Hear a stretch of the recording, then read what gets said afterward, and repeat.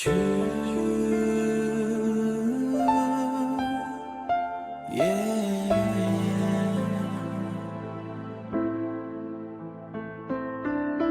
bad rocks like emotional rock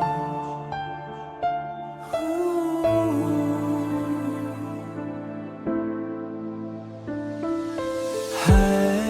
តុអ្វីស្នេហ៍នេះហេតុអ្វីស្នេហ៍នេះធ្វើឲ្យបងឈឺដល់ថ្នាក់នេះថ្ងៃដែលអូនដើរចេញបេះដូងបងដូចខ្ទេចខ្ទាំសំលេងសើចដែលធ្លាប់រីករាយឥឡូវខ្លាចជាការឈឺចាប់បងនៅឈរម្នាក់ឯងក្រោមភ្លៀងត្រជាក់ចង់ស្រែកប្រាប់មេឃថាបងមិនអាចភ្លេចអូនបានទេហេតុអ្វីអូនក្បត់ចិត្ត